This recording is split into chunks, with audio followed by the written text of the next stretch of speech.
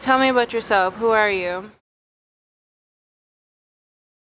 My name is Felicia Guy-Lynch, and I'm simply an experiencer for the creator. No titles. That's who I am. What do you love? What are you passionate about? I'm passionate about transparency, being myself, but at the same time find the balance of when to allocate that energy, because there's certain people that might take your transparency for weakness and use it against you.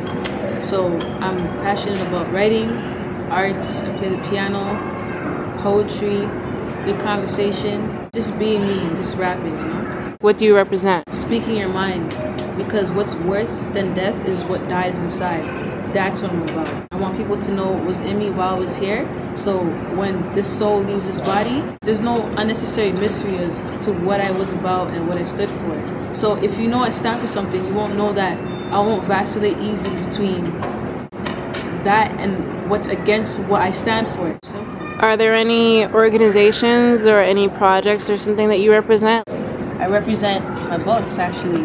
The first one is called Scattered Thoughts, A Stream of Consciousness, and it's a book of poetry on various subject matter. I also have 2 mixtapes. I know it's like not colored, it's black and white. I was real cheap when I got the print for this. First one is called Scattered Thoughts, The Stream Speaks. Second one is called The Flow Endures. I broke it up into 2 because we live in a society where our attention is very short-lived. So I thought if I would give someone the first, they might like the second. I represent 365. The cover was done from the love of my life. His name is Bradley Lindsay. His website is theuniverseismycanvas.com. This book is just quote a day. What is today, the 29th? Defeat is bitter when tasted and swallowed. Simple, just a quote a day. And right now, I released this year, New Year's Day, Time for Healing. This is the movement I'm on. And it's a story of a girl named Lydia, who's a Jamaican-Canadian girl. She's on her quest for healing and doesn't even know it. But what she finds out in the end is very beautiful. It's a novella, but it says novel on the front. It's longer than a short story, but it's not 80,000 words, because I ain't got time for that. I get bored writing 80,000 words. Where can people find more information of your work? Do you have a website or anything? www.feliciaguylynch.com. I have the Facebooks and the Twitters and the Instagrams and the YouTube. All you gotta do is Google my name. I was first introduced to spoken word poetry by my homegirl Bana. I went to York University with back in 2008. She showed me this video by Bono Muhammad, who's now like an avid Muslim man. He's dope. And it really motivated me to see like this average dude have a classroom and say what he needs to say and get people snapping and whatnot. It made me wonder, what do I have to say that hasn't been said, but I'm screaming to say it, you know what I mean? Like, silence is screaming, but it needs to be articulated. So that's when I was first introduced to it. And so what would you say like writing and poetry means to you? Or does it do something for you? Like, what does it mean for you? It's therapeutic. It's just an outlet, you know. Get rid of the shit that's in my mind, diarrhea of the mouth, and then flush it. You know, whoever can extrapolate something good from it, take it and dump the rest. That's what writing and poetry represents to me. It's beautiful. So with all that being said, and in relation to that, I'd love to hear your poem that you submitted for our next Exposé Resolution edition, if you don't mind. All right. Like reading or reciting it to me. Okay, well, the one that I submitted is called Old Cycles, New Age. I like it, but the one I'm going to perform is called Religion, and it's from my first book, Scattered Thoughts. If you want, you can do both. I'm not gonna lie, I didn't memorize, because I'm just like, I wasn't feeling it. Like, it's relevant, but for some reason I feel like I just need to perform Religion. Okay, no problem. All right. You may want enlightenment like Buddha. You might be a Rasta champion the 12 tribes of Israel like Judah. You might believe in that old rugged cross. You might high-five the pillars and make Allah the boss. You might have had your own bar or bat mitzvah. You might read Sanskrit and call on Krishna. You might believe in something I neglected to mention, but why do we allow the firm beliefs to create such tension? When we all grow old, we gonna be jocking that pension. Remembering to be ill-minded while love falls short of long-term retention. Cut any with any belief and you will always get read. Yeah, we act like we the best, and ignorance continues to be fed. Nah, I ain't no atheist, because I know there's something greater than me. I just don't want to get caught up in debating what I can't see. So like a God-given tree, I just want to be void of titles and man-made semantics. We all need love, baby. Let's come up with peace tactics. And that's religion. Thank you very much for that. So if you could please tell me about your poem, like how does it relate to the changes that you'd like to see happen in the world for 2014? Simple.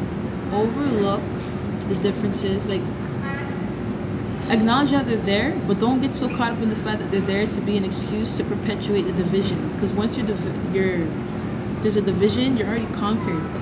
You know, like right now I'm part of this group called Nation, and it's basically an outlet for like black entrepreneurs, artists, etc., to come together, and it's like each one teach one. I stroke your back, you stroke mine. It's just a teamwork despite the differences. You know, you have one purpose, which is to move forward economically, spiritually, mentally, etc. So with that poem, overlook your religious differences, because we all come from the damn same source. I don't care what you want to call it. We all breathe the same air. No one shit can make patty nor piss lemonade. Thank you. All right, so what is your resolution? How do you see us making these changes happen? Being more lighthearted and not taking myself so seriously. I get so caught up in what I do, I take so seriously, and I take myself seriously, and forget that the self is ego, which is edging God out. It's a false sense. And I need to remember that, yo, this is temporary. Just enjoy it while it's here, learn my lessons, and be on out.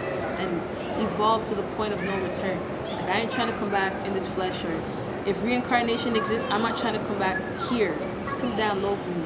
So that's what I want to do. Just be more light. Make that line shine brighter. And whatever happened in the past, leave it in the past and learn from it and just keep moving forward. The next question I was going to ask you was, how do you try to make a difference in the world? But that would relate to what you just said. So is there anything else that you'd want to add on to that? How are you trying to make a difference in the world, or to other, I guess, for what you just said, maybe be the change you wish to see in the world? I was just thinking that. Exactly. Like, I don't want to be sounding all preachy, like that stereotypical pulpit pimp exploiting people and saying, oh, you know, you'll be blessed if you do this. No, I don't want money. I don't want nothing from you. Hey, if you want to support me with my books, then, you know, I'm not. Hey, we all got bills to pay, right? So that's what I'm saying. But other than that, it's like I purposefully speak to other people of different walks of life. Like, go downtown, I don't really like look down on the homeless people. I'll talk to them like, yo, why are you here? You know? Shoot, I know prostitutes, I know murderers, gangsters, I know Sikhs and Muslims and Talibans and Hindus. Just know that despite whatever it is you believe in, we all again come from the same source.